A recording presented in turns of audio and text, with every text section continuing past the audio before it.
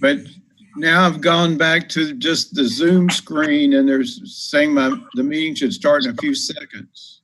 Yeah, I had the documents up, and I took them down. I'm getting ready to bring them back up again. Okay. Well, I had pictures of the other attendees too, and they're not. Oh, you don't see them? George, so your camera must be working. So Excuse me? We can see you. Well, I wonder what happened.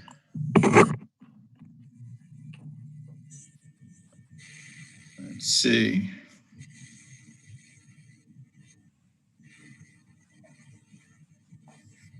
Barry, I knew you'd have a cool screen behind you today. I like that one. I'm in Louisville today, apparently. It looks like it. Well, I'm going to close out and start all over again and Come see. back in. Okay. Okay. Oh, there you are now. Hello? We can see you Hey, here. we've got you.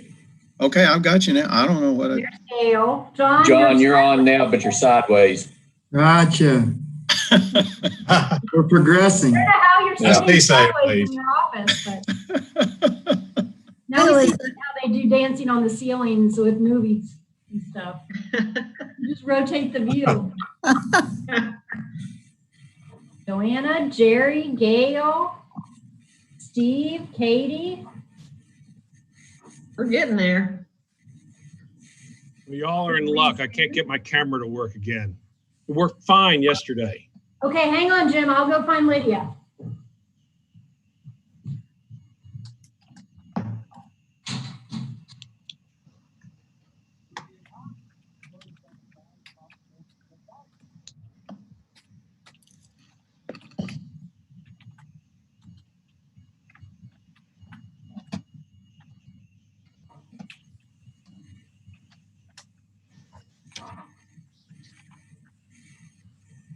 Hi, Tammy.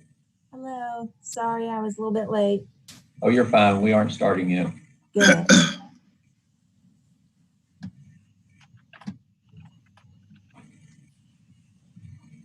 Jeremy, do we expect the chairman?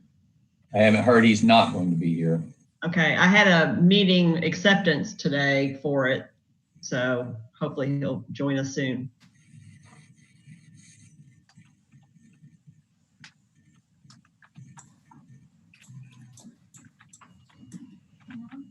Huh? They come on. I don't think so. It says start video and wait a minute. Hi, Susan. Hello. Let me move it.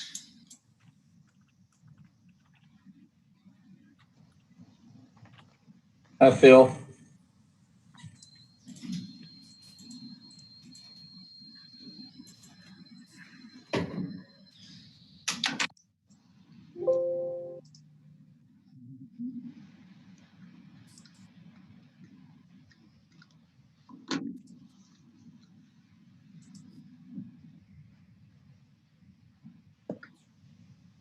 I think we're only missing the chairman at this point. Maybe one more.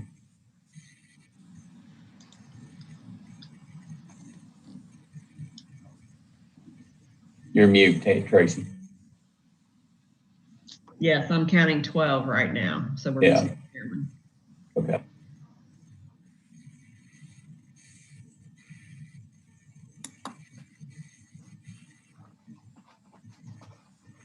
Just a friendly reminder, if everyone will say their name before they make a motion or a second, that would be very helpful. Thank you.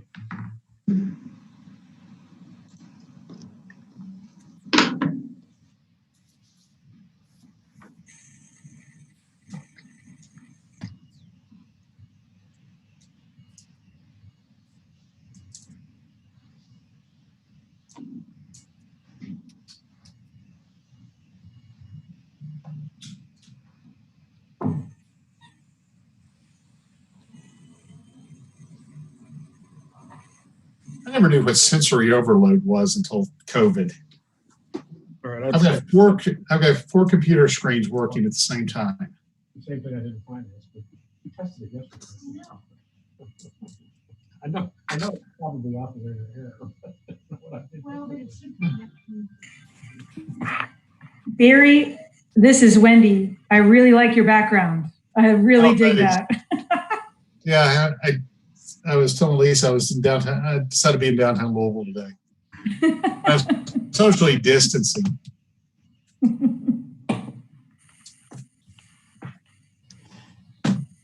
I'm out walking my dog in downtown Louisville. That's because she's standing right next to me. What's the building? Is that the BAT building there? Yeah, it's Louisville Slugger. So I was outside of Louisville Slugger.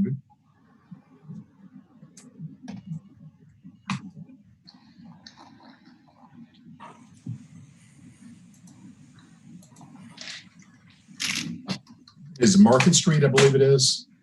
On the Market Street entrance? Main. Main. Yeah. Gotcha. I knew it was one of the entrances there.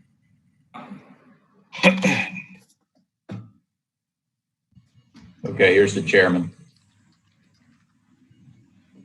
Here. I'm sorry I'm late. I believe we are ready to go now. We have everyone here. Thank you so much. So we do have a quorum and the press has been notified? Yes, sir, there is a quorum and the press has been notified. All right, so everybody, we got the minutes from the meeting on April the 24th. If you take a look at those, if we don't see anything that needs to be changed, if we could get a motion for those approval. I'll move to approve. Winston. Is there a second? This is George. I'll second. I'm sorry, who was that? This is George. All right, we got a second. Is there any other discussion? All in favor? Aye. Aye. Is there any opposed? The motion carries. Thank you. All right, and the next item on the agenda, Tracy. Thank you. Good afternoon, members of the board. Mr. Chairman, I've got a handful of bond resolutions for you today. The first one is the inducement resolution for Christian Towers. Christian Towers is requesting bonding authority in amount not to exceed $19,800,000. The project involves the acquisition and rehab of 92 units of rehab units and 50 new units at a project in Lexington. The project will serve 142 elderly households at or below 60% AMI. On the board agenda item, which is starts on page 6 of the packet you have, you'll see a list of the development team members. As the financing progresses, this will come back to the board for approval for the final issuance of the bonds. But at this point, staff recommends approval of the inducement resolution for Christian Towers. Does anybody have any questions for Tracy? If not, is there a motion to approve? Gail Lively, so much. I'll second. Thank you, Gail. Thank you. Is there any other discussion? My email. Seeing no other discussion, all in favor? Aye. Aye. Any opposed? All right, the motion carries. Thank you. Next, we have board agenda item number 4. It starts on page 10 of your packet. It's the inducement resolution for New Hope Properties portfolio. New Hope Properties is requesting bonding authority in an amount not to exceed $36 million. The project involves the acquisition and rehab of 9 existing apartment complexes in Hopkinsville, which total 454 units. Essentially, the Public Housing Authority in Hopkinsville is participating in the repositioning and rehab of their entire public housing stock through HUD's RAD program, rental demonstration program, and they're using tax-exempt bonds to assist with the financing of that rehab. The development team members are listed on the board agenda item. Like the other item, we will bring this back to the board for approval for the final issuance of bonds. This is an inducement resolution and staff recommends approval. Is there any other questions about this? If not, is there a motion to approve? This is Steve. I'll make a motion. Thanks, Steve. Is there a Winston, second. Winston, second. Any other discussion? All in favor? Aye. Any opposed? Thank you. The motion carries. Thank you. Agenda item number 5 is an updated final resolution for Winterwood 2 Kentucky portfolio. This starts on page 15 in your packet. The Winterwood 2 Kentucky portfolio received an inducement resolution on March 30th of 2019, May 30th, 2019, and they received final bond resolution on October 31st, 2019. Due to the COVID-19 pandemic and its impact on the financial markets, the portfolio is requesting an extension to the final bond resolution. Their current deadline to issue bonds is May 31st, 2020. This updated final resolution will give them until December 31st, 2020 for the issuance of the bonds. It's kind of similar to what we had the agenda last month. Market conditions had created a gap in the funding, and this will allow them to come up with some additional solutions or allow the market to rebound to make this portfolio and its underwriting sound again. With that, staff recommends approval of the updated final resolution for Winterwood 2. Anybody have any questions for Tracy on this one? If not, is there a motion? This is Susan, motion. Steve, were you trying to say something? Second. Thank you. Any other discussion? If not, all in favor? Aye. Any opposed? All right, that motion carries as well. Thank you very much. Agenda item number 6 is an updated final resolution for Dudley and Able Court Apartments. Starts on page 24. Dudley and Able Court Apartments project received an inducement resolution back in 2017 in the amount of $12,500,000. The project encountered numerous delays and the original application was withdrawn. They were encouraged to apply through a bond NOFA a few years back. They were not successful with getting gap funding, mostly because they just didn't score as well as other projects that came in under that funding round, but they did go ahead and submit a straight 4% tax-exempt bond application. They received an inducement resolution for that on September 25th, 2019, and in an amount not to exceed $15 million. They received a final resolution on November 19th, 2019. And like the last project, they had a deadline for the final issuance of bonds of May 31st, 2020. This revised or updated final resolution extends that deadline to December 31st, 2020. Similar reasons, the COVID-19 pandemic has resulted in some negative market conditions, and then there were some delays getting approvals through HUD. This project involves the acquisition of rehab of 144 units in Paducah and in Bowling Green. They anticipate closing in August, and staff recommends approval of the updated final resolution. Anybody have any questions for Tracy on this? If not, I need a motion. And I move to approve. Thank you. Is there a second? Steve will second. Thank you, Steve. Any other discussion? If not, all in favor? Aye. Any opposed? Motion carries. Thank you very much. Thank you all. My last one for today is agenda item number 7. Starts on page 32 of the packet. It's the final resolution for the Colony Apartments. The Colony Apartments received an inducement resolution on February 27th, 2020. The request is for bond authority not to exceed $14 million. It involves the acquisition and rehab of 137 units in Covington. The list of development team members is on the board agenda item, and Staff recommends approval for the final resolution for the issuance of bonds of the Colony Apartments. Tracy, you on the roll.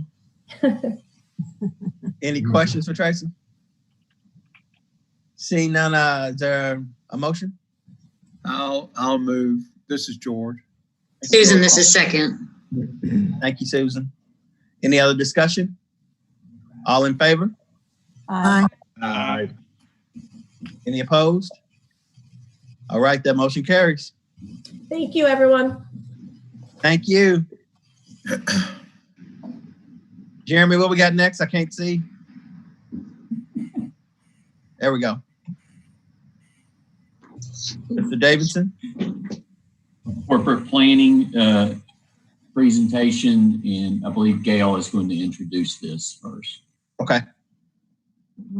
Mr. Chairman, I met with Amy, the Deputy Executive Director, John, and our new staff member, Molly, by phone on Thursday, May 21st to review the fiscal year 21 overreaching strategies.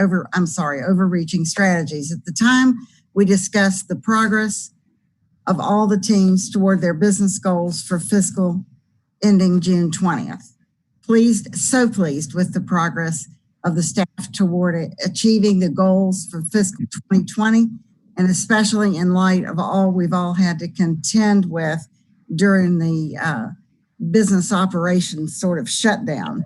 Our committee membership includes Jerry Yates, I don't know if Jerry's on or not, and Phil Moffitt.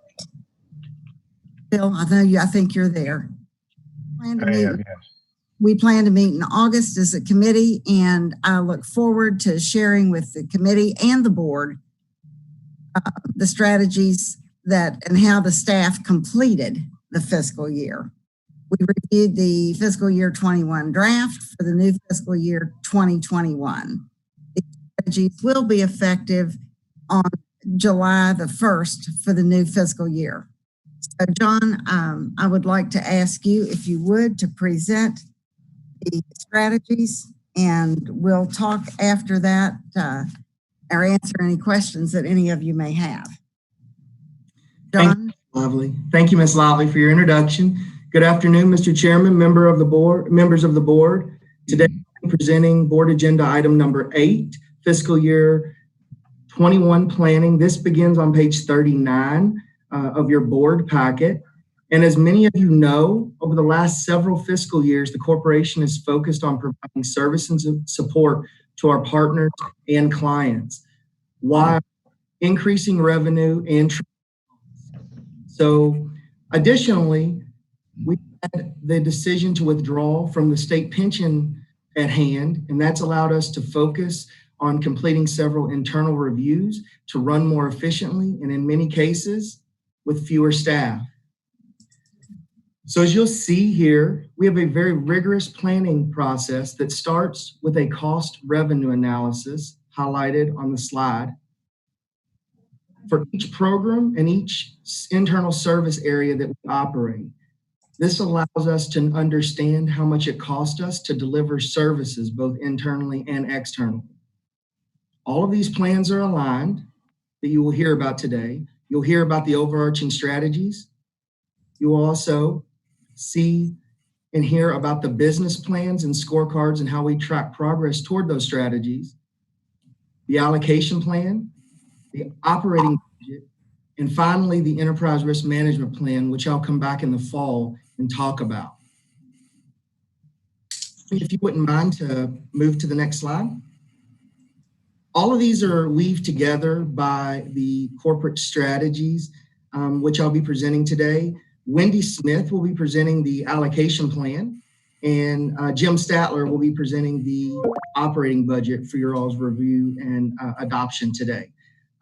As you can see, each of these plans have a committee that is providing oversight and review. So for the overarching strategies, the Communications and Planning Board Committee chaired by Ms. Gail Lively.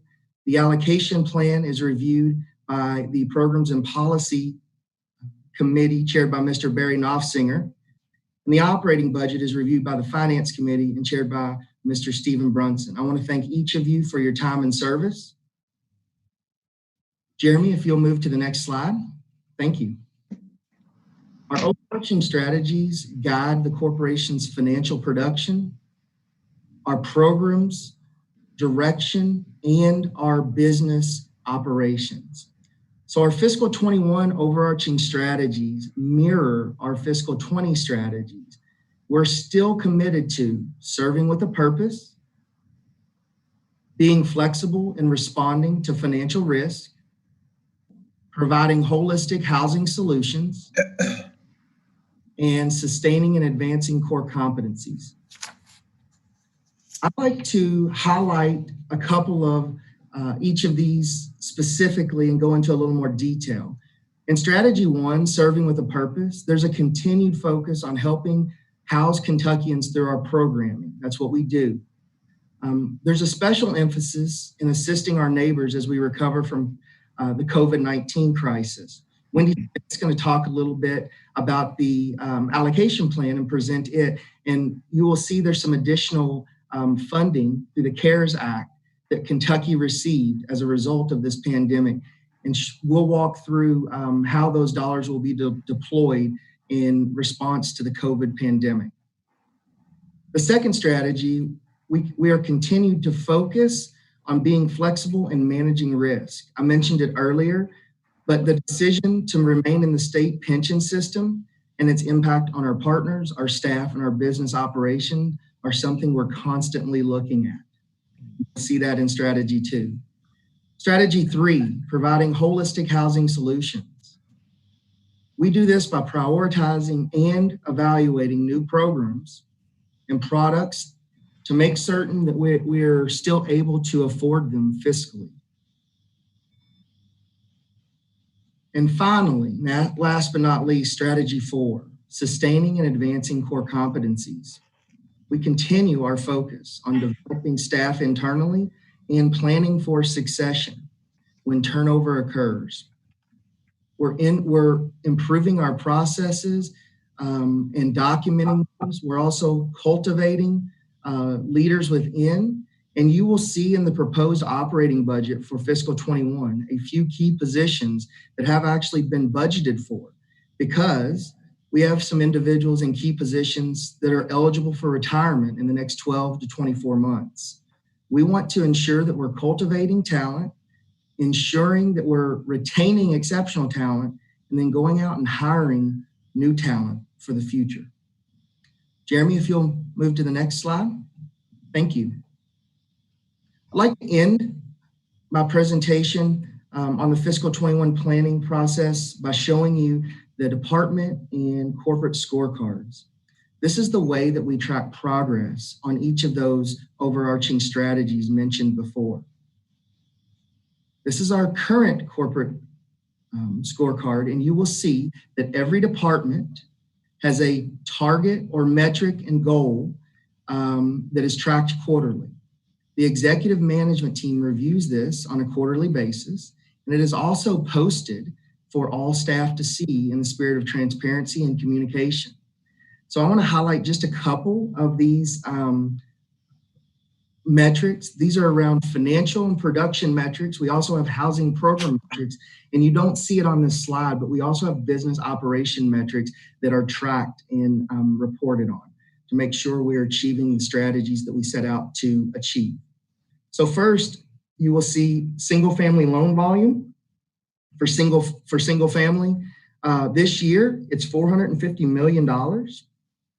You will see each quarter, we are incrementally getting closer to that $450 million goal. We're through the third quarter, almost at $390 million in single family loan production. I'm going to move down to the housing program metrics and focus a little bit on multifamily. So multifamily, creating multifamily units and preserving multifamily units through our low-income housing tax credit and tax-exempt bond programs. We set out to achieve creating or preserving 1,800 units across those different programs. And you will see that we have over 2,800 units produced through the third quarter. So again, this gives us an opportunity to set a goal, track the goal, and talk about that and ensure that we are all moving in the same direction. Jeremy, if you wouldn't mind to move to the next slide.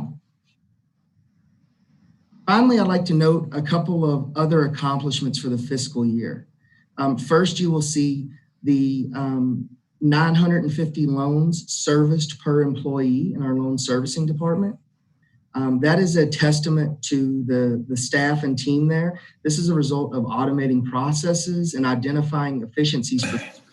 To give you a point of reference, in fiscal 17 and fiscal 18, that number was about 800 loans per employee. So we have steadily been increasing that while keeping the staffing levels the same. So again, kudos to that team. And I'll emphasize again the multifamily units preserved and created. This is really an effort of several years ago. The emphasis we put on preserving existing multifamily units. We are really trying to expand and create additional units for Kentuckians. And this is also a growing revenue source for the corporation, which you'll probably see a little bit later in the budget. So last, I'm going to end with the implementation of all the COVID-19 requirements to support a remote working environment. We have successfully transferred and transitioned over 80% of our workforce to a full-time remote working situation. We were able to do this quickly. The corporation is on weekly calls with other housing finance agencies similar to us. And we were one of the few agencies that have been able to successfully transition the majority of staff fairly quickly and fairly painlessly within a week or so. So this is a testament to all of the staff at the corporation and the leadership. But specifically, you will see technology services listed and equipment availability and all of the services they provide. Employee services who put in all the policies and to make sure we are in compliance, and we are in compliance with COVID-19 requirements and restrictions. Business logistics, who has made our physical space safe and reoriented some of that. Communications, who communicated all of these new policies in a positive and often fun way sometimes. And then accounting, who's kept the dollars flowing, both to for the programs that we administer, but also to our staff. And so we've really tried hard and been very successful in responding to these COVID-19 requirements to transition folks to continue business going forward. So, Mr. Chairman, I'd be happy to respond to any questions. Ms. Lively, any questions that the group might have. If there are none, I'll turn it back to you. Gail, you got the...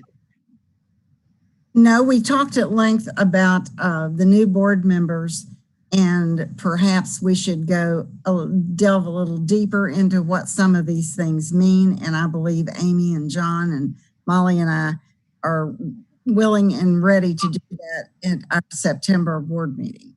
We're going to meet in August with the other members of the committee, because this stuff is really hard to understand, and our staff just does an amazing job. The KHC staff is wonderful. So hopefully we can meet together in August and be ready for in-depth questions.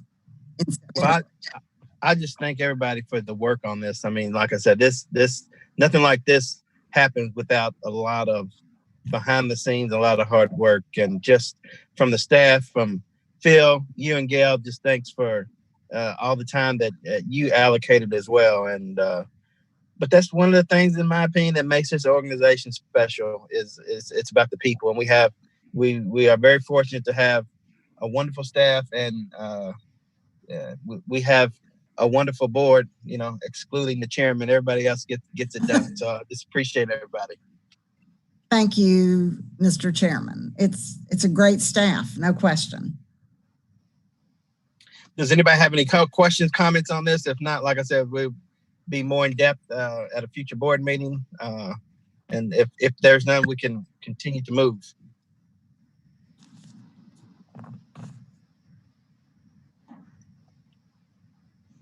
All right. Wendy, are you going to talk about this, or do we? Well, Barry's going to tee it up as the committee chair over my presentation. Okay. Mr. Humble, Chairman, I will tee it up for you. And I do appreciate some of your conversation there, but I don't buy it for a second that I'm trying to suck up to you, I guess. You do a great job. But anyway, as my bow-tied friend shared with us, each year KHC's fiscal year planning includes overarching strategies, the annual allocation plan, and the operations budget. Whereas the operations budget, Jim Sadler will be presenting later in this meeting, is about how the money will be spent internally to keep KHC running. Our allocation plan is an external facing document outlining how KHC's many funding sources will be invested across the state. The allocation plan charts KHC's projected sources, uses, and housing impacts. So now I'll invite Wendy to give the presentation of the allocation plan. Thanks, Barry. Thank you, Mr. Humble. Wendy, you're mute. Oh, thank you. To echo what Gail said about this being awfully complicated and hard to present virtually, I feel like the allocation plan is even more so. And a year ago, we had a joint meeting of Gail's committee and Barry's committee, and lots of spreadsheets probably printed on 11 by 17 paper to try to help people look at all the pieces of the allocation plan. So for tenured board members, hopefully this will look familiar. For new board members, I want to echo Gail's offer that we do a more in-depth explanation, hopefully live and in person. I don't know about you all, but I'm really missing being able to meet in a room and talk about things, but we will make do. So as Barry shared with you all, the allocation plan is our outward-facing financial plan, if you will. It's our numbers doc that kind of says, here are all the different funds that are coming into KHC, and they come in from multiple sources. You know, we basically have a mortgage shop and service those loans. We do multifamily development and rent assistance, and we do some special programs, often on behalf of HUD or the state via contracts or direct allocations.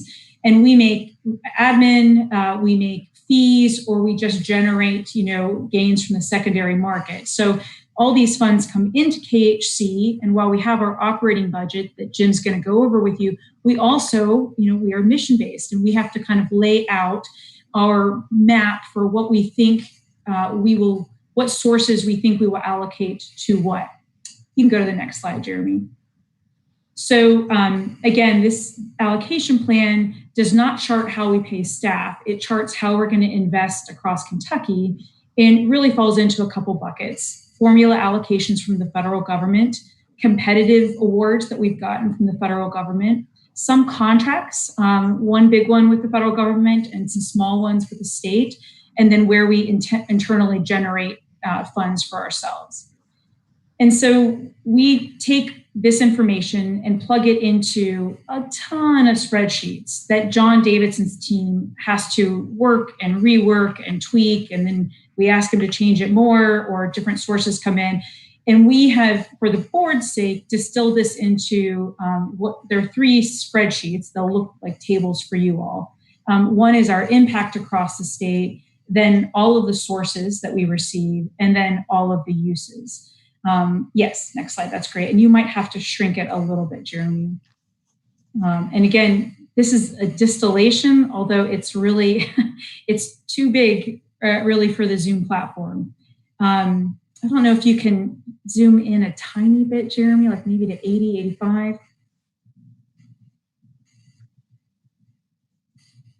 No, look at you. You even know the percent to go to.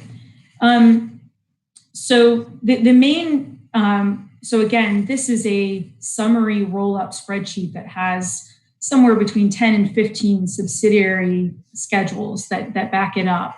And this is our kind of overall encapsulation of how we think we're going to deploy the funds that come to us in the next fiscal year. For most of the sources that we get, we don't have a lot of discretion as to how we use them. They are allocated or granted to us or via a contract for really specific uses. There's only a few where we can kind of juggle between different program areas. What I'm going to focus on is where you all might notice some changes when you compare fiscal year 20 to 21. So first of all, under single family lending, we do expect production to be down, but not radically so. We're actually seeing some loan volume migrate over to KHC. Jim may want to talk about this when he presents, but we are, because we have not tightened our underwriting so much so that folks cannot get loans, we are seeing some business migrate over to us. In addition, we are going to be utilizing some funds we have remaining from the Great Recession that began in 2008 to help people avoid foreclosure. It's called the Unemployment Bridge Program. We're reviving that, and we're going to help some more folks with that. So while the numbers for single family are down a little, not radically so. And we're projecting to hopefully use more in the form of mortgage tax credits. So we feel good about that. Under homeownership production, which is where we have nonprofit partners across the state that build houses or repair houses for existing owners, you will note between fiscal year 20 to 21, we are projecting a pretty significant decline. There's two things going on with that. We do expect the work to slow as low-income folks' ability to get a loan tightens up or incomes just tighten up. In addition, we feel like some of the funding that goes toward that is one of our few discretionary sources, may really be needed by either multifamily development to close project gaps and or for rental assistance. Those are home funds that come from HUD, and they are one of our few flexible sources. So that's intentional, what you're seeing there. We don't love it, but we have to kind of make some hard choices around that stuff. The next one, multifamily production, you will see our projection is to roughly hold steady on that. We don't expect production to go down significantly. It's going to be roughly about the same. We are holding some funds kind of in reserve in a contingency amount in case we have to fill project gaps. We are seeing tax credit pricing get a little bit erratic, go up, as well as some syndicators or investors pulling out of projects. So we just want to make sure we're ready to help some of those projects. The next area of the rental assistance programs, these are two big Section 8 programs, one project-based, one voucher-based. We expect that to roughly remain steady. The slight decline is only related to our utilization. We outsourced this program and brought it back last fiscal year, so we're still ramping back up. In addition, we anticipate needing to possibly spend more per unit. So you will see that amount per unit has gone up, not a ton, but a little bit. So rental assistance, we expect that roughly to remain roughly even. Under the homeless and special needs programs, this is probably the most dramatic change in our allocation plan. In dollars and in a rough projection of how many households or people we might assist. We have been notified that KHC will be receiving close to $9 million in CARES Act stimulus funding under an existing homelessness program called Emergency Solutions Grants, and that can be used for eviction prevention. We don't have those funds in hand, and we are awaiting a lot of guidance from HUD on that, but it is our anticipated expectation to stand up a web portal and a small call center to help folks.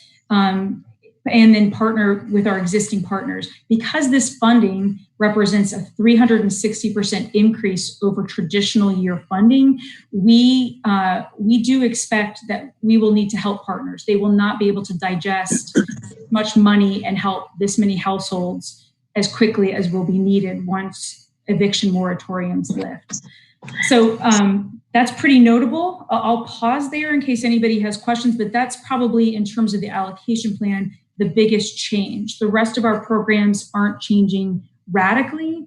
And to me, that's one of the most notable, is that we will be called upon to help try to prevent evictions across the state.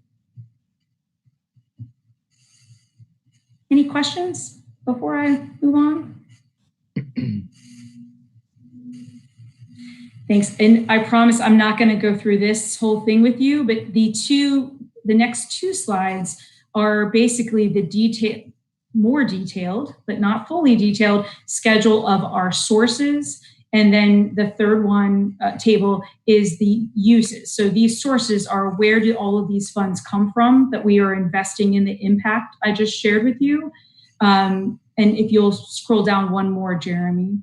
The last slide, this is all of the uses, so where the funds go.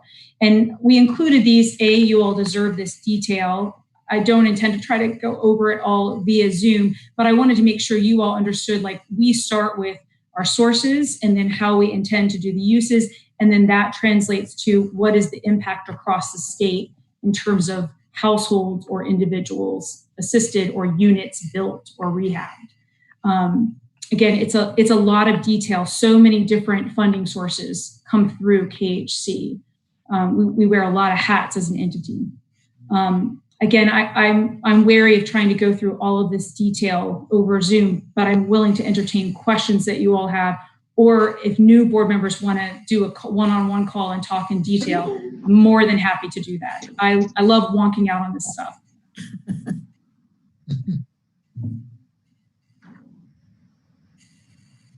So with that, we have a board agenda item and then resolution on the next page, resolution number 36. And maybe Barry is supposed to present this, inviting the board to consider approving the allocation plan.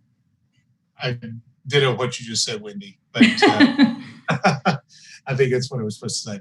But I will do an editorial on this. The staff, and Wendy, of course, you leading the staff in that direction, has done a fabulous job in this. This is a extremely complete document. So I've been very impressed with this. So again, ditto the adoption and recommendation of that.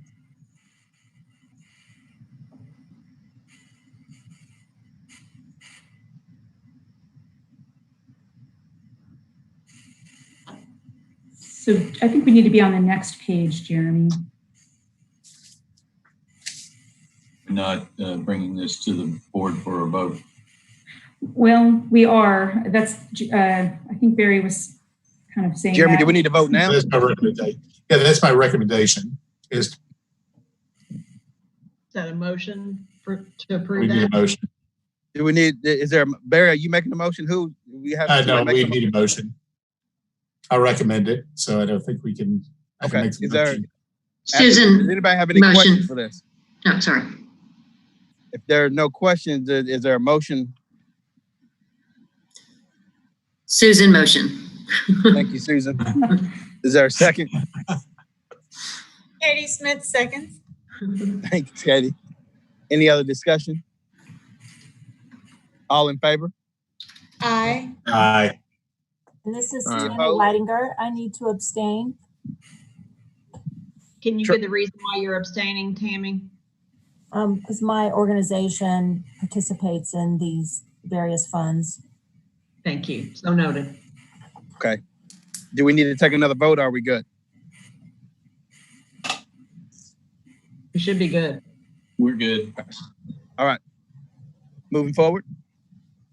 Okay, I have one more agenda item for you all, which is our annual public housing administrative plan for our Section 8 voucher program. We are required by regulations to update this plan, and we usually do it annually, and board approval is required. You all got as a separate document the full Public Housing Authority administrative plan for our Section 8 voucher program.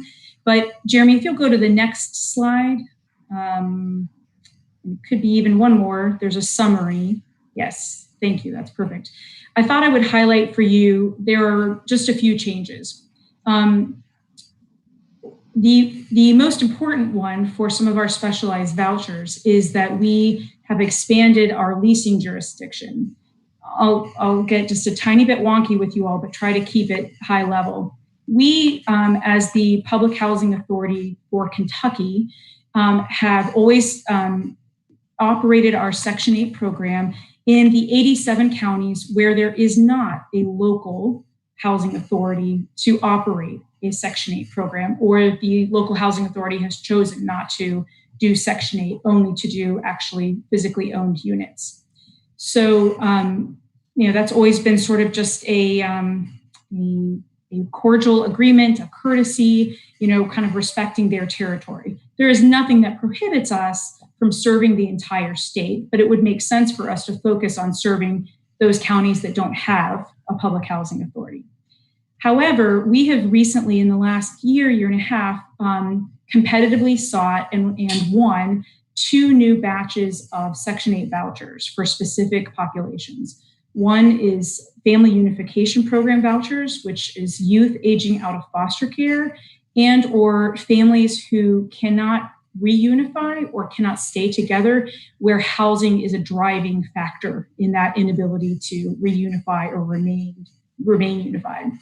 The second batch are called Mainstream, and these are vouchers for non-elderly persons with disabilities. And the new batch, we got 200 additional of these vouchers, are meant to be for folks who have either they are homeless, they were previously homeless, or they are at risk of being homeless, as well as being disabled and non-elderly. So we're really proud to have secured these additional batches of vouchers. It's almost 300 new Section 8 vouchers altogether. However, when we applied and won those vouchers with HUD, KHC was required to execute MOUs for each program with our continuum of care for homelessness. Our continuum of care is also administered by KHC, totally different staff, but that is a kind of coalition of homelessness shelters, housing providers, housing navigators, all kinds of organizations across 118 counties. So our continuum of care represents basically everywhere but Louisville and Lexington. So HUD, when putting out these new vouchers, requires that we align with the continuum of care to provide services, to do housing navigation, to do referrals. So you can see the mismatch. If we make our vouchers only available in 87 counties, we're excluding a significant number of our continuum of care service area. So in order to align those 2 service areas, just for these special vouchers, we are going to expand to 118 counties. This may give a couple of housing authorities pause. And so we have talked with the Louisville HUD office to kind of create a plan. I'm going to just do direct outreach. I'm going to do phone calls and follow them up with an email to the housing authorities where we would expect the most activity to happen, to assure them that this is just for specialized vouchers and that we are not trying to encroach overall in their service area. We think it's really important because expanding this allows people to be housed where the services are and where a lot of our referrals will probably come from. So that's one big change. The second change is just we had to add these new Mainstream vouchers into the program. I've kind of already described those for you, but those had to get into our admin plan. The third big change to our Public Housing Authority admin plan is HUD has extended the opportunity to use a bunch of waivers related to COVID-19 because it's very hard to do business as previously required now that we are working remotely and folks can't travel or be in person. So, and that is attached in this document. We don't need to look over it, but we have sought a bunch of those waivers and we had to include that in our admin plan. So those are the 3 big changes: expanding leasing for special vouchers, adding those Mainstream, and then our COVID-19 waivers. So with that shared with you all, I'm happy to answer any questions. And this is Tammy Whitinger. I have a question. So with these additional counties that you're adding, your current staff are capable of handling those additional vouchers then? Yes, yeah. Great, okay. I think it's. Anybody else have any questions? I do welcome Tammy sharing her thoughts about this. We have heard from a number of providers about this mismatch between the COC and our voucher program. I'm sure your staff has experienced that, Tammy. Oh yes, and it's been very difficult to get vouchers, particularly with the Family Unification Program. We serve a lot of youth that are aging out of foster care and other youth. So it's been this will be another resource, another tool in the toolbox that we'll be able to use with our customers. So we appreciate this change very much. And with that, I encourage you all to consider resolution number 37, which is approval of the PHA admin plan. Anybody got any questions? If not, we do need a motion for this and approval. Steve will make a motion. I'll make a motion. Steve made a motion. Who seconded? I'll second it, Tammy. Any other discussion? All in favor? Aye. Aye. Any opposed? All right, that motion carries as well. Thank you.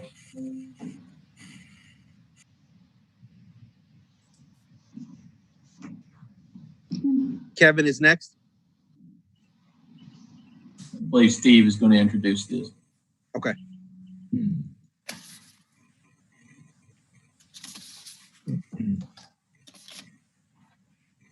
Steve?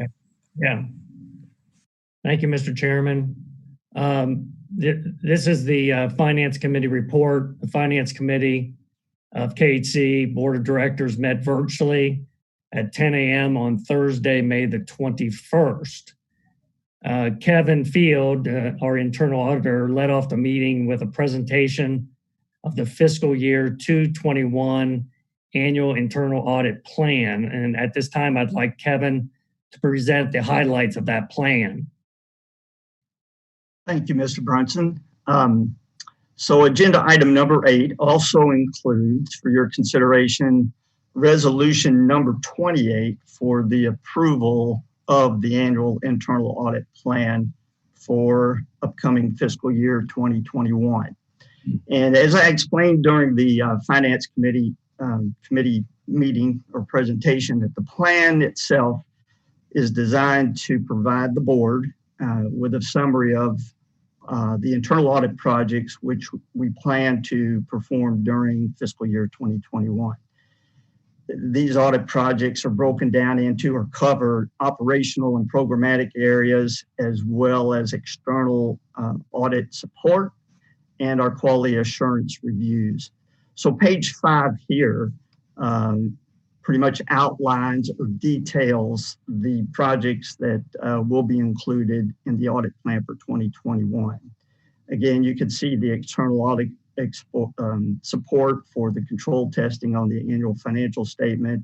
We also perform the SOC 1 reviews in conjunction with external audit support, as well as support for single audit reviews, which this year will include a single audit of the tenant-based rental assistance program.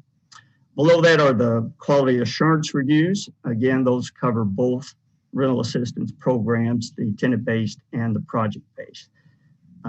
The plans in, if you could, Jeremy, go to page 6. And these are the operational or programmatic reviews that, based upon our risk assessment, will be included in this upcoming fiscal year. In addition, we provide some advisory services. We participate on different processes, or, if you will, standing committees of the corporation, and those concern our business continuity process and our safety program, as well as on page 7, our information security program, ERM, or enterprise risk management, and then fraud awareness, and then our ethics programs. So that's pretty much a summary of what we've incorporated into the upcoming audit plan. As you can see, a lot of the work that we perform is regulatory in nature, but we're always available to address any concerns of the board or senior management. So I'd be happy to respond to or answer any questions. Otherwise, for your consideration is resolution number 28 for the approval of the annual audit plan for fiscal year 2021. Thanks, Kevin. On behalf of the Finance Committee, I'd like to make a motion to approve Resolution 28, approval of the fiscal year 2021 annual internal audit plan. Winston, I'll second. Is there any other discussion? If not, all in favor? Any opposed? Motion carries. Thanks, Steve and Kevin, everybody, great job on that. I mean, that's another thing that just takes time. So we appreciate everybody's time and effort. Thank you. Mr. Chairman, continuing with my report, next that we heard from our Chief Financial Officer, Jim Statler, who presented in some detail the March 31st, 2020 financial statements, an abbreviated version of which follows. Financially, the corporation had a very good third quarter, which should result in a very good performance for the year. The primary drivers behind the performance are significant secondary marketing gains, higher fees from the rental housing production area, and single-family servicing revenues being well ahead of plan, combined with expenditures being favorable to plan. At this time, I'd like to ask Jim to present the third quarter results.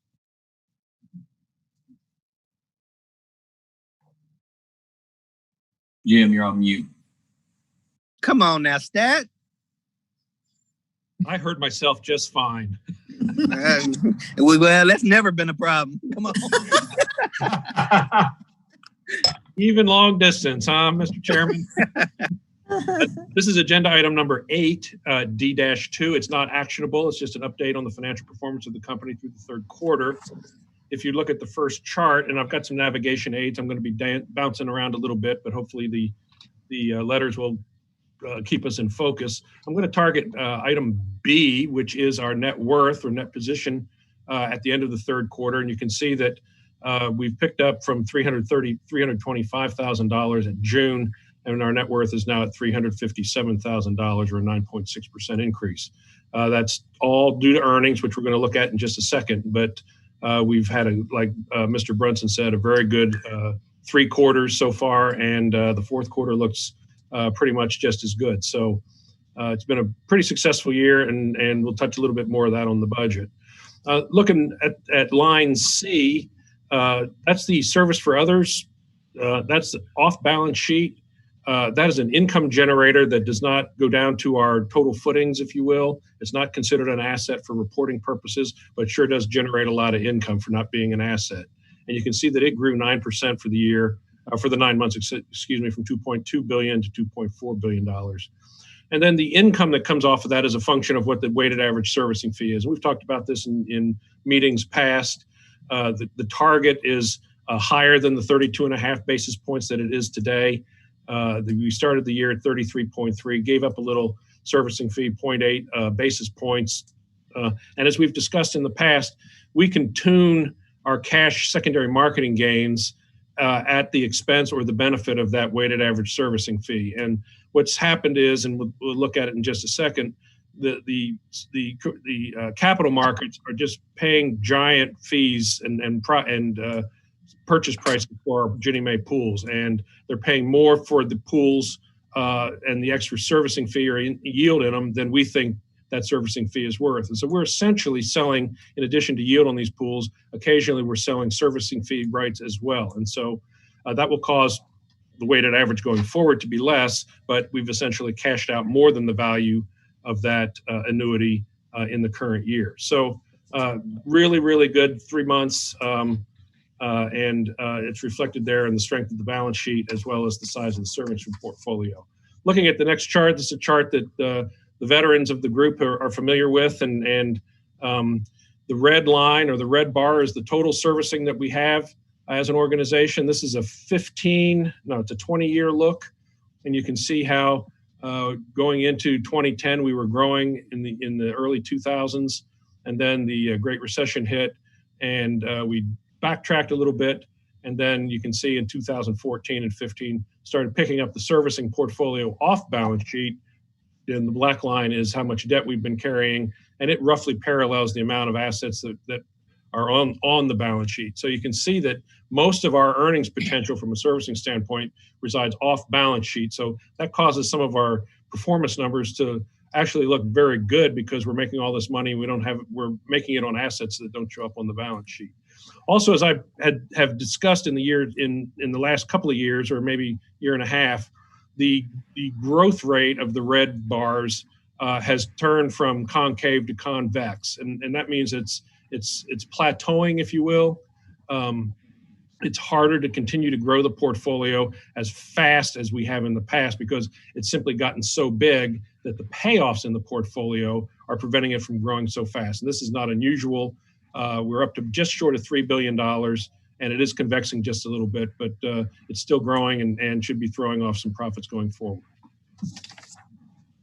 Looking a little bit at the income statement, the most remarkable number on here is E, which are the gains on sales of loans into the secondary market. We've actually produced fewer loans for the 9 months ended March of 2020 versus March of 19, and yet we've sold them for $6 million more in profit than we did last year. We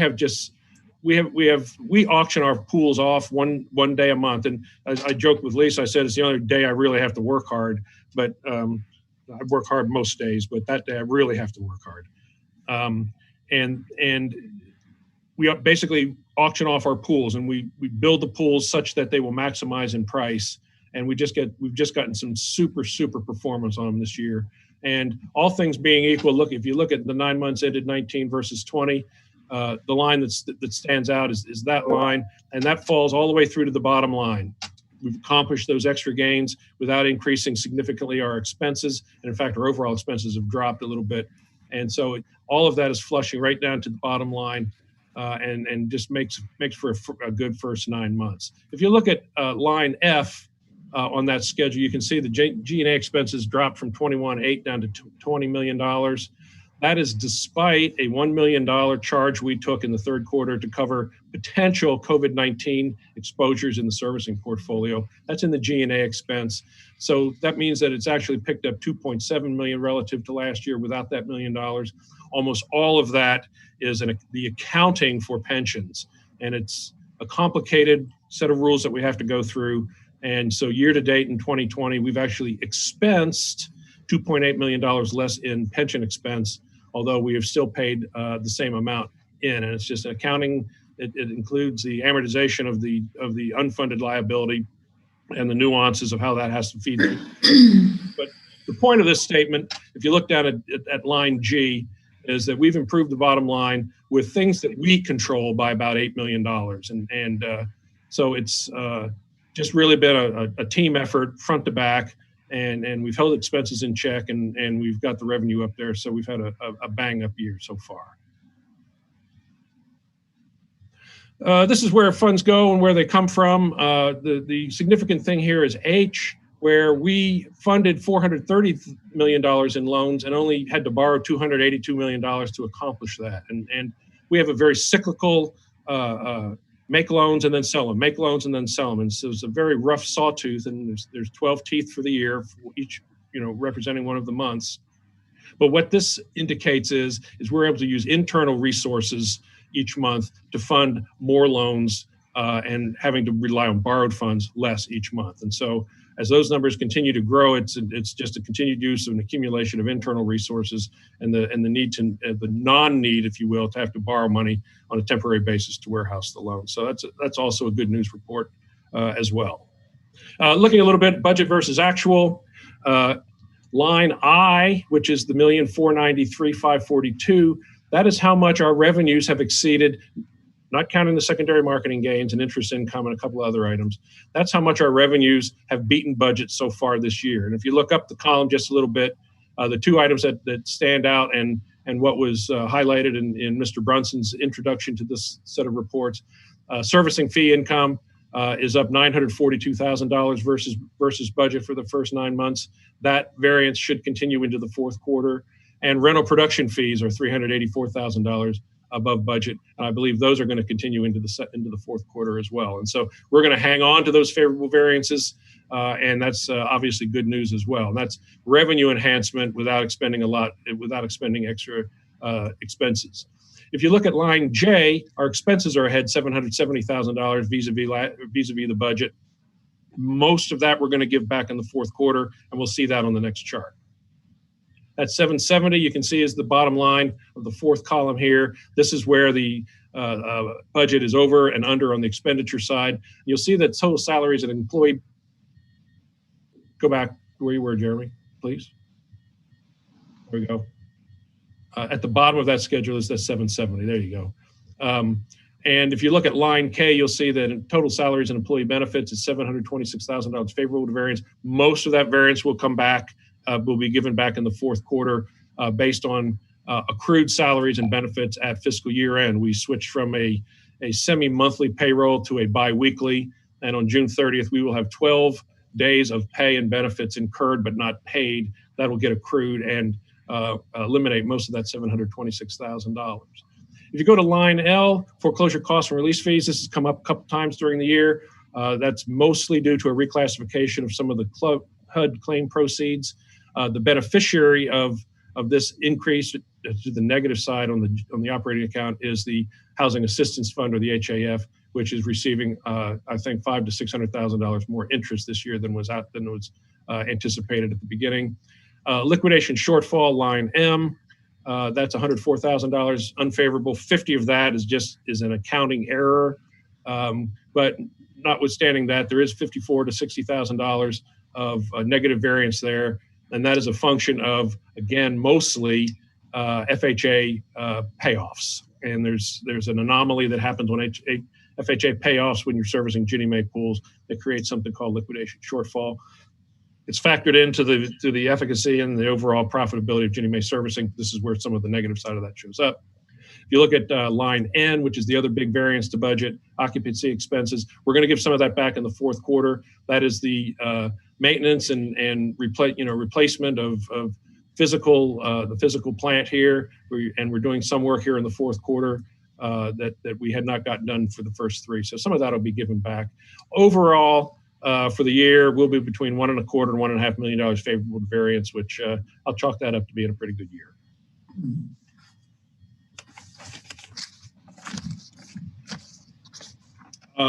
That's the extent of the financial update. We are conscious of what may happen due to COVID-19. There's a lot of stuff.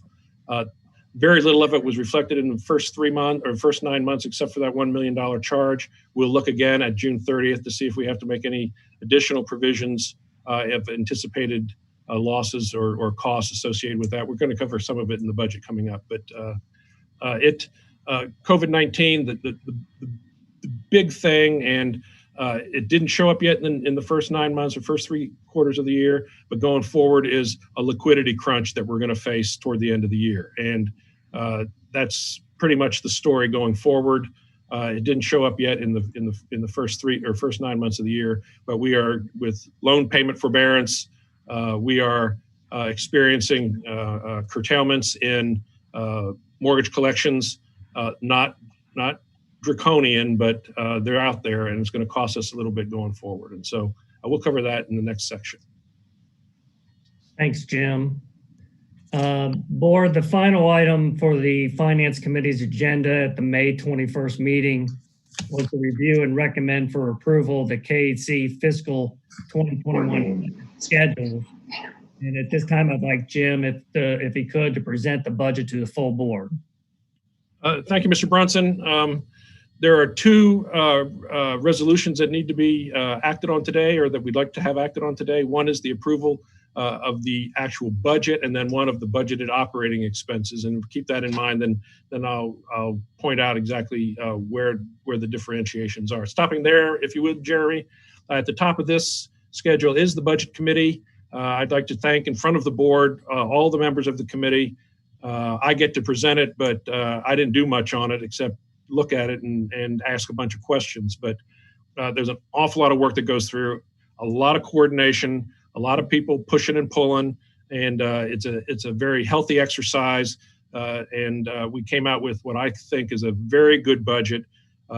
Still budgeting a surplus in the face of what this fiscal year is going to present or could possibly present to us, and it's a testimony to expense control, which is everybody's task, and income and revenue enhancement, which is pretty much everybody's task as well. And it's been cumulatively over the last 4 or 5 years getting better and better, and this budget reflects some of that. So, well, let's just dive into it here. The narrative, which is the first 4 pages, gives some highlights. I'm going to touch on a few of them. We spent countless hours. But first of all, and if you saw from the third quarter reports, we're finishing up a very, very good year financially, and so we're entering fiscal 21 in pretty good financial shape. In the face of what is probably our most daunting challenge in our history, the pandemic, and so. It's a complete anomaly for us. Not that we're in good financial position, but we have such a daunting thing in front of us. And despite all the layoffs we've heard about and are experiencing, the work that we have to perform has actually increased. When loans have forbearance on them, then there's special collection stuff that has to happen. There's special lawsuit stuff that has to happen. And we have to issue special forbearance agreements, and we have to ramp up the unemployment bridge program to help the many hundreds of Kentuckians that are negatively impacted by the pandemic. And so in those rare instances in our organization that there's less work to do, those folks have been retasked to where the workload has increased. And so, again, extreme cooperation amongst primarily the deputy executive director's team and the staff to make sure that everything gets done. And I think we've done a really, really pretty good job of that. As I mentioned a little bit, the biggest thing that's facing us is liquidity. We're a loan servicer. We service Ginnie Mae pools. If we don't get paid mortgage payments, we still have to pay the Ginnie Mae security holders. The same thing is true if we don't get paid on our bond finance loans, we still have to meet debt service on our bonds. And so not only do we not get the principal and interest on the loans, we don't get the taxes, insurance payments on the escrow accounts on the loans. And we are facing in October, November, when 95% of our property tax bills come due, escrow accounts being short, potentially millions and millions of dollars. We take in about $100 million a year in escrow payments from our borrowers, and we pay out about $100 million on property taxes, homeowners insurance, and FHA mortgage insurance. And so the cash flow projections that we worked through assumed a rather difficult number of 25% of our payments, of our borrowers don't make their payments. The stats that came out today show that 40% of the national workforce is now unemployed based on the initial claims today. And I've seen statistics of between 35 and 40% of Kentuckians are not currently employed at their jobs, having suffered layoffs. And so if that translates into mortgage payments we're not getting, when we have to pay those property tax bills, it's going to cost us a lot of money. It's going to cost us a lot of cash. And so we'll get to that a little bit on how we're going to deal with that. But it is really the biggest, besides supplying the manpower to execute the CARES Act and execute all the day-to-day stuff. Behind all that is what are we going to do to fund primarily the cash shortfalls that we're potentially facing. So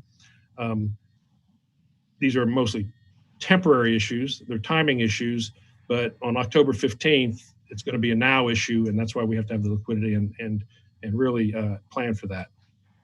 Ironically, for the veterans on the board, the challenge of dealing with pension reform has taken a back seat to the pandemic.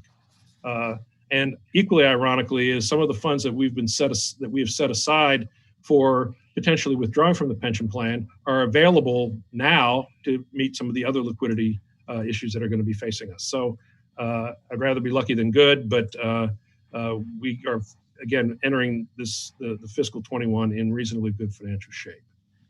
One of the things we always touch on in the budget, because of the continuing success of the secondary market mortgage purchase program and the secondary gains that we've experiencing, we've determined and continue to determine that is the most productive and efficient and economic way to produce and fund mortgage loans. And we do not anticipate issuing any housing revenue bonds during fiscal 21. Just a couple other things before we dive into the budget in very summary fashion.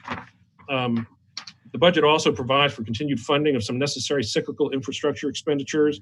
Our campus is aging. There are things that are aging out, and we need to constantly make sure that the facility is up to speed. And so the budget does provide for continuing that critical needs assessment execution and making sure that our physical plant is in order.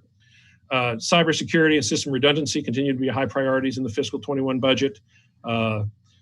System redundancy was sorely lacking up till about 2 years ago. We have successfully transferred all of our operations to our hot site facilities and proven that can be done in case something happens to the hardware here. And cybersecurity is in our face all the time. And so we're constantly being attempted to be hacked into and information stolen and funds redirected. And so there's a lot of money being spent to prevent that type of activity from costing the corporation even greater sums. What is not in this budget is most of the admin that is going to be headed our way as a result of administering a lot of the CARES programs. We don't know exactly how much admin is going to be available, so we did not budget the revenue for it, nor did we budget any expenditures, staffing or other out-of-pocket expenditures that we will have to expend in collecting that admin. And so because we're not budgeting the expenditure side nor the income side, from a net basis, not having those items in the budget is neutral to the overall surplus that we're budgeting for the year. What we will see as the year goes on is line item variances as we hopefully get extra admin money in on the top side and we'll see increased expenditures on the bottom side. But by and large, the extras associated with COVID-19 and pandemic initiatives are not in the budget. There is one exception. We'll cover that just a little bit, but there's just too much not known about it, and really it should be a net neutral for the budget. If we go to the schedule that's actually up on the screen right now, you can see down at the bottom line, which does not have any navigation aids, that we are projecting a budget surplus for the year of $1,968,000 versus a budget surplus projection from last year of $1,066,000. You can see the primary items. This is on mostly the income side. You can see that the HRB itself is going to be generating less income. It is a fraction of what it was even a year ago in consideration of notional amount that is available to generate net interest income. And the overall yields on the debt service reserve assets are dropping as are yields across the board. And so we still say that before they do the operating transfer to the operating fund that the HRB will make $7.5 million. Then there's a $3.6 million transfer over to the operating side. Looking down below at the operating fund sources of income, you'll see that there's a significant increase in Section 8. That is a function of some new vouchers, but mostly the rentals that income is based on. Rental amounts have gone up, therefore the percentage of that rental amount has gone up, which is a fee income for us. And so there's a nice little increase there. Hardest hit funds, there's an increase there. Ron, can you hear me? I'm sorry. No, just a second. Hold on. Go ahead, I got him muted. Okay, we good? Looking at the hardest hit funds or the unemployment bridge program, I mentioned that none of the initiatives for COVID are in the budget. This is the one that is. One day before we were supposed to have shut down all of the hardest hit programs on March 30th. We determined that with $20 million left in unexpended funds, we would relaunch the unemployment bridge program in the face of all the unemployment that's coming out of the COVID pandemic. And so we have reinstituted that program, ramped it up. and we'll put out $20 million to help with mortgage payments for between 1,700 and 2,000 Kentuckians over the next 12 months. And so that the income piece that comes to us is reflected in that increase in hardest hit.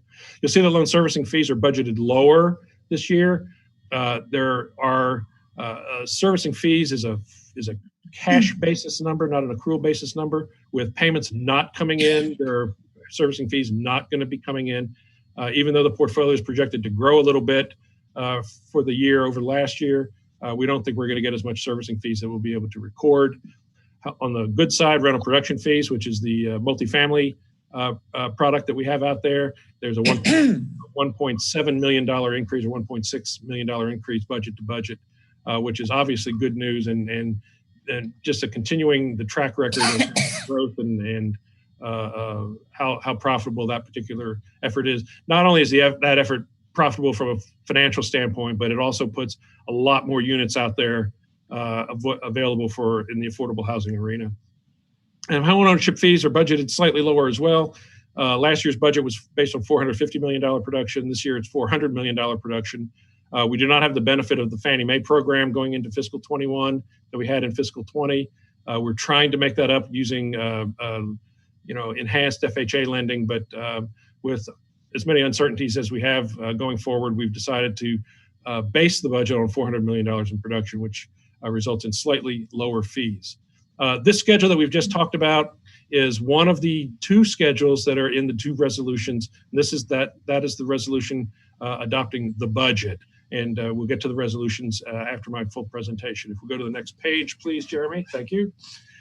This is the second item that we're going to be approving with a resolution. This is the budgeted operating expenditures for the year fiscal 2021. You see that total salaries and benefits is budgeted at $21.6 million. Included in this are some of our succession planning initiatives that were mentioned earlier in the program today.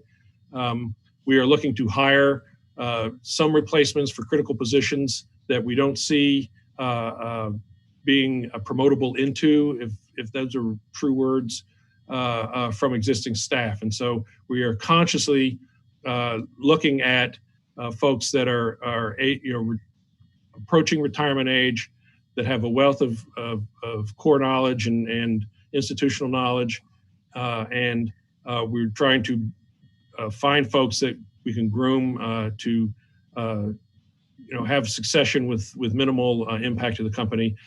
That's in there for about $450,000 to $500,000. That includes the benefits, and so it's I think 3.5 FTEs that we're looking at starting to find and groom, and it's not going to happen July 1st. It's going to happen ratably during the year, but that's accounting for much of the increase this year over last year. Then you can see a number of the other expenses going down. This is a schedule that actually is in the resolution. I'd like to go to page. Just go down several pages, Jeremy. I can't remember what page number it is, and I don't have it right in front of me. Keep going. Keep going. Keep going. It's the one that has all the. No, sorry, I'm wrong. Page 8. I found it. Keep going back. My apologies, everybody. Yeah, that's the one with the navigation aids on it. Okay. The leftmost column on this is the same as the column that was on the single column page, but this gives us some perspective of what the 21 budget is vis-a-vis the 20 budget, increases and decreases. Hang on a second here. I've got a faulty computer again. But you can see that salaries and benefits that we're projecting or budgeting $568,000 higher this year than last year. Our pay-in rate on the pension for 2021 is the same as 2020. The 49.47%. So that is not causing a year-to-year impact or increase. But again, most of it is some salary increases, and then this dedicated effort on the succession side to make sure that the company can move forward over the next 3 or 4 years as people leave and they're replaced by other folks. Looking at business services, there is a detailed schedule of this in the back, but that's budgeted up about $173,000. More than the $173,000 is a function of relaunching the UBP program in fiscal 21 that was not there in fiscal 20. And so aside from that, the actual business services budget number is coming down 2020 versus 2021. Computer operations, that again reflects a concerted effort to fight cyber crime or keep our data secure, and also furthering our redundancy capability so that we can, if we were to be taken out here, power hit or something like that, then we've demonstrated we can all work from home over the last 8 weeks. And so as long as we have a computer to talk to, and we have one in Louisville that is our backup computer, it's at a service bureau, but that costs money, and so it's a little bit of an increase there. Foreclosure expenses, I touched on that on the budget versus actual for fiscal 20. Last year's budget was based on the old classification of certain income items or expense recoveries from HUD. This year's budget takes that into account, so it's a big budget to budget differential. The beneficiary, again, is the Housing Assistance Fund, which has over $500,000 or $600,000 or $700,000 more in budgeted anticipated interest income on the investments that are sitting over there. Legal fees, a big increase there. That is the Unemployment Bridge Program. The Unemployment Bridge Program is very expense heavy in counseling, which is in business services, and in legal fees, which is in legal, attorney services that are sitting in legal fees. But that's to be expected as we've ramped up. The amount of increase in legal fees and business services on the expenditure side is the same as the amount of income that's in the income side. And so the program's operating at neutral. It just shows overall increase in the revenues and an overall increase in expenditures. Looking at line 10, $314,000 reduction in the budget from last year. We had a very expensive piece of software that was in last year's budget that we will have expended by June 30th of 2020. And so that item is not in the budget going forward to 21. So that's a nice pickup to the overall expenditures. Liquidation shortfall, line 11. I did touch on that a little bit. That's a function of servicing FHA loans and Ginnie Mae pools. As you have more pools and you have more FHA loans, that number tends to go up, and so we're budgeting appropriately. It's a function of payoffs more than anything else, and payoffs have accelerated. We anticipate them staying up there a little bit more, and so that number is a little bit more budget versus budget, 2020 versus 2021. I'm happy to talk about any of the other lines, but those are the big ticket items. I was talking to John Davidson this afternoon, 6 feet apart, but about certain things and how I approach the budget and what I really look for, and the budget is a story, and the story this year's story has to be a function of last year's story. And we're seeing increases where we expect to see increases. We're seeing some decreases where we expect to see some decreases. We see the results of a lot of successes over the past several years bearing fruit. We have been able to accumulate some internal resources that will help us weather this pandemic that we're facing over the next year. And so all in all, and as I closed out my narrative, I made one comment, and as the corporation moves into fiscal 21 and looks ahead to fiscal 22 and beyond, it is clear we have no idea what the world will be like.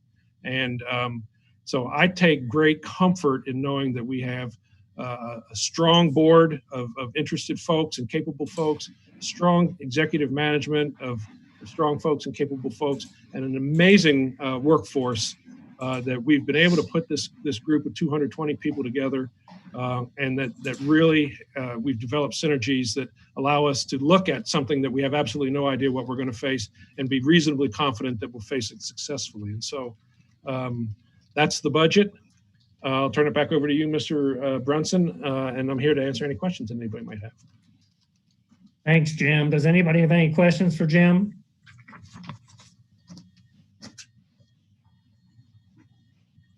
Hearing none, on behalf of the Finance Committee, I'd like to make a motion to approve Resolution 29, adoption of the annual budget for the Housing Revenue Bond Resolution for July 1, 2020 through June 30th, 2021. Is there a second? Seconded, Winston. Thank you. Any other discussion? All in favor? Aye. Aye. Any opposed? Motion carries. Steve, Yep. great job. Jim, Well, great I got job. And I one. know that we got through a lot of challenges, but there's still a lot of challenges ahead. So we're gonna need everybody on the top of their game to make sure that we can navigate and get done what we need done. Mr. Chairman, I have one more motion to make. Okay. Again, on behalf of the Finance Committee, I'd like to make a motion to approve Resolution 30, which is approval of the budgeted operating expenditures for the Housing Revenue Bond Resolution for July 1, 2020 through June 30th, 2021. Is there a second? Susan, second. Any other discussion? All in favor? Aye. Any opposed? That motion carries as well. Thank you, Mr. Chairman. That does conclude my report. Thank you. Jeremy, what's next? Your lucky day, Mr. Chairman. I'm next. More Jim. Item number 9 on the agenda. And Mr. Chairman, I take your comments to heart, and I can assure you that everybody here is on top of the game. So we're moving forward the way we're supposed to be. So thanks for your encouraging words. Item number 9 on the agenda is authorization to renew and increase the line of credit with PNC Bank. We currently have a $40 million line of credit with the bank, with PNC Bank. We use that for 2 primary purposes: financing and warehousing, mortgage loan originations, and holding them pending sale of those into the secondary market, primarily Ginnie Mae pools. We also use a significant amount of that to finance the purchase from those pools of seriously delinquent loans, and basically borrowing from the bank instead of borrowing from the Ginnie Mae security holders at a favorable interest rate arbitrage. And our portfolio of those loans right now is between $30 and $35 million. And that program has made us $1 million a year, just arbing the interest rates. We made that for the last 6 or 7 years. So that's what the base $40 million was used for.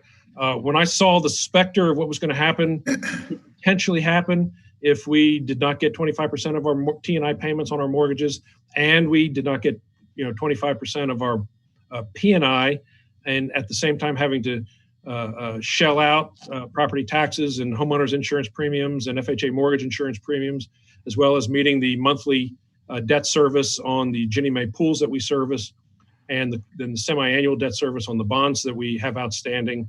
I did not want to be around in October 15th without a cushion of available liquidity. And so I asked PNC if they would increase their line of credit from $40 to $65 million. That basically gives us $25 million of eventuality, negative eventuality, if you will, on the liquidity front. It's not to be used for working capital. It's to be used for basically the same purposes as in the past, plus to allow us to have enough liquidity to advance escrow shortfalls into escrow accounts and advance funds into the Ginnie Mae pools should the P&I accounts not be big enough to meet the monthly security holder remittances going forward. I went to PNC because their line of credit, we're going to talk about Fifth Third's line in a minute, has more flexibility in it. PNC agreed to do this without taking collateral, so the full 65 is still unsecured. It does have an interest rate going forward of 1-month LIBOR plus 125 basis points, which is higher than the current line. And it does contain this year a non-usage fee of, in this case, 25 basis points. They came to me with a higher rate and a higher non-usage fee, and we got some of that knocked down. But I appreciate the reasoning for both of them. It's not egregious. And because I'll be on top of my game, like the chairman encouraged us to, we'll out-earn the negative of having a slightly higher interest rate and the non-usage fee. And so I recommend, and on behalf of management, that the board approve resolution number 37, authorizing management to execute a line of credit agreement with PNC for $65 million.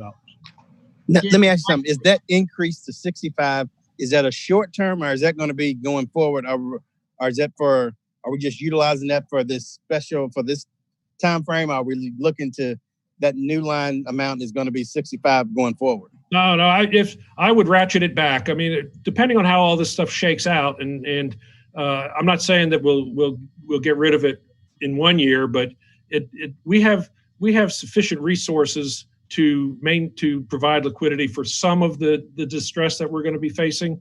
I wanted to make sure that we had enough. And you read about all the big companies. Well, we're just a little company, but we have a liquidity calendar that going into the winter. I just wanted to make sure that I wasn't going to be in a pinch on October 15th, needing $5 million and not having anywhere to turn. And so, that's what I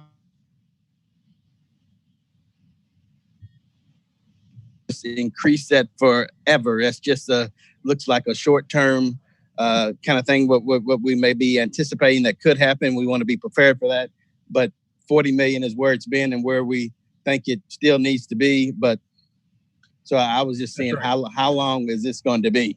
That's right. And this is a 1 year renewal till June of 21, and each year stands on its own. So, if I don't need 65 or we don't need 65 at this time next year, then we're not going to ask for 65. The banks are, PNC didn't have a non-usage fee until this year. And so it's costing us to have it and not use it. Right. And so we certainly don't want to, have it on standby and pay for the standby if we don't think we're going to need it. But there's enough uncertainty right now that I'll pay the non-usage fee if I don't use it, just so I know I have an insurance policy in case I do need it. Understand. Anybody else got any questions on? Yes, ma'am. One slight correction. It is resolution 38. Okay. Anybody else have any questions for Jim on this?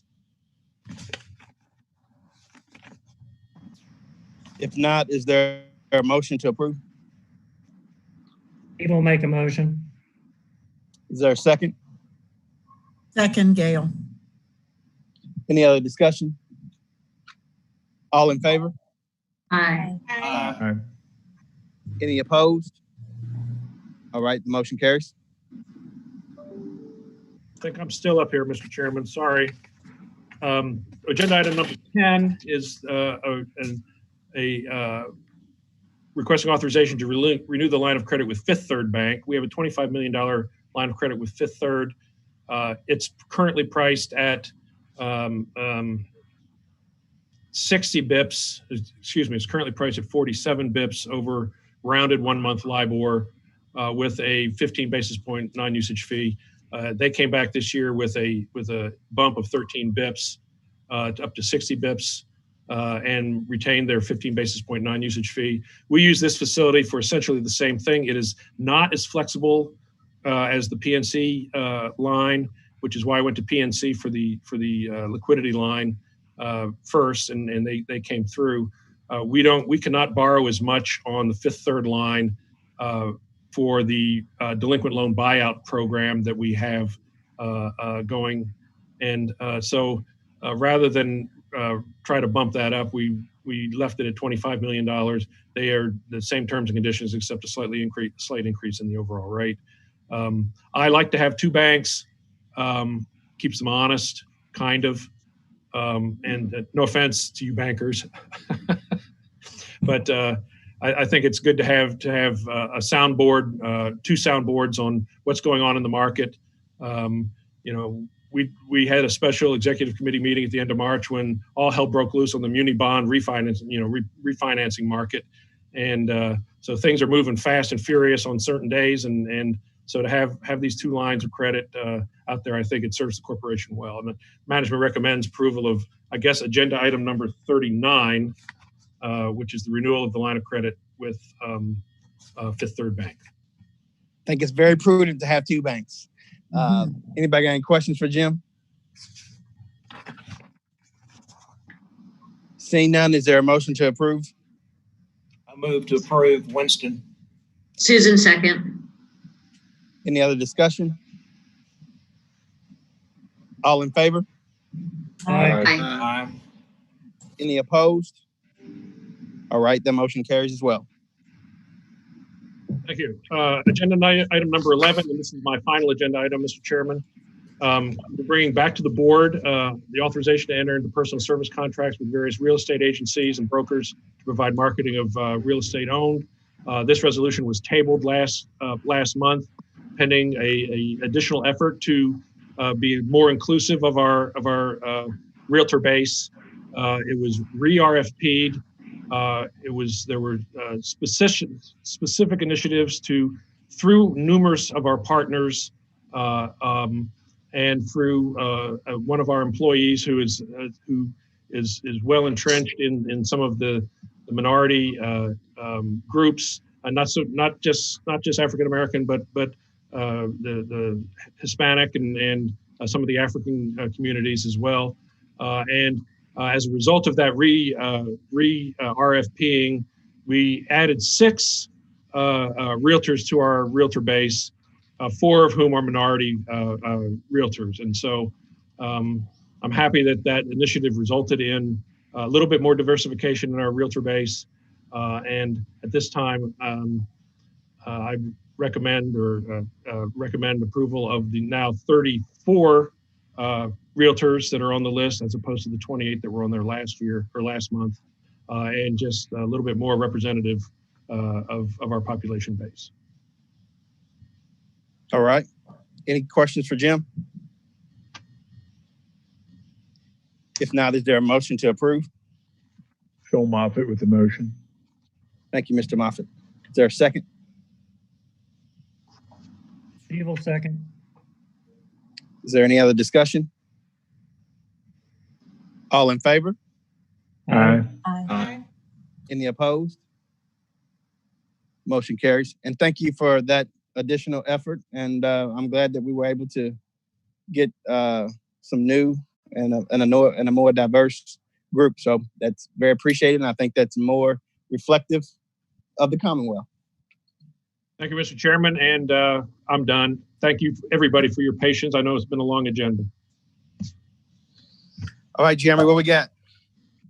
You get me now. First, I want to thank everyone for their patience. This is obviously not the ideal way to do these meetings, but everyone's been accommodating and patient with us, and my navigation of these screens hasn't been perfect today, so I appreciate your patience. I am bringing to you the final item of the agenda today. You will recall, and Jim mentioned in his presentation today, that the unemployment bridge program has been brought back. And you'll recall from our last meeting that we did a contract for the remainder of fiscal year 2020 with McBrayer PLLC to provide the legal services related to that program. We went and procured for fiscal year 21 for those services. We did receive 2 responses. One was McBrayer and one was a sole practitioner, and just the scope of the program and the services needed. We had concerns about a sole practitioner being able to adequately fulfill that contract. So we are bringing to you today McBrayer PLLC for fiscal year 21 to provide legal services related to the unemployment bridge program. These are flat fee services. We pay a flat fee per closing of $250, and based on the number of the amount of the UBP funds that we have remaining, the estimate is that we'll do 1,700 to 2,000 of these during this reviving of that program. So we are asking that the contract be for a max of $500,000, which would be 2,000 loans at $250 per closing. Staff does recommend approval. Any questions for Jeremy? Seeing none, is there a motion to approve? So moved, Gail. Thank you, Gail. Is there a second? I'll second. This is George. Thanks, George. Any other discussion? All in favor? Aye. Aye. Any opposed? That motion carries too. Let me tell you something. As I took these votes, the ayes got a little bit more silent than they started. They were very vocal in the early. Now I barely got you that time.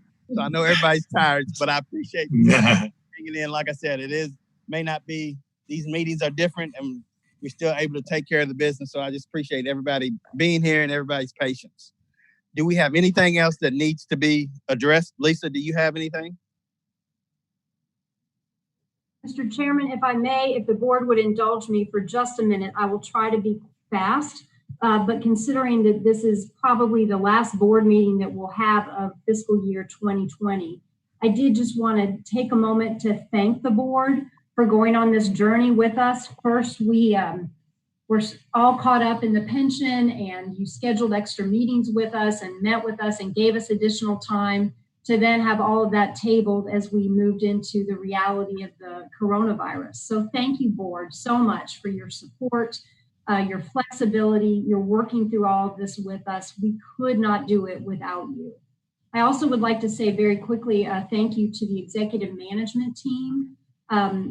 What a great group. And again, when we were totally consumed with one thing, to then step and pivot and move to how do we get a workforce remote? How do we work on bringing them back and keep everything, all the balls in the air and moving? So thank you so much to my executive management colleagues, specifically to Wendy and her program staff for all the additional work that they're doing on the new dollars we're getting under the CARES Act. And you know, as you ramp up new programs while your staff is working remotely, it definitely is a big task. To the budget team for putting together this budget in the midst of all the changes, John Davidson and his team, Derek Van Meter and the accounting department.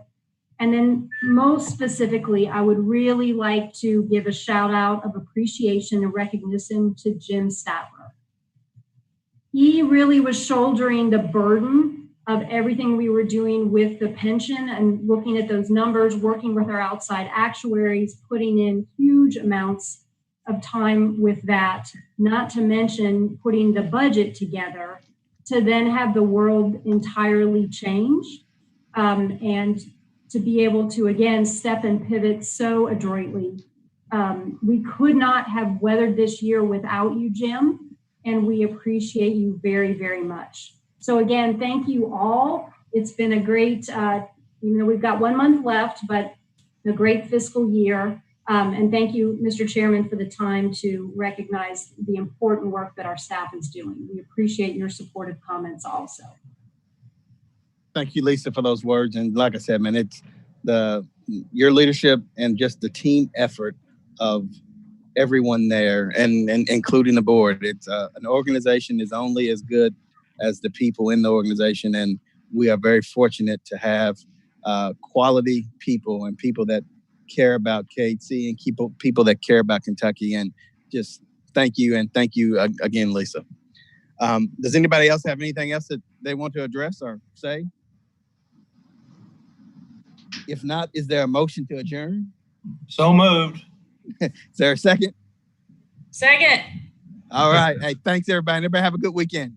Thank you, you too.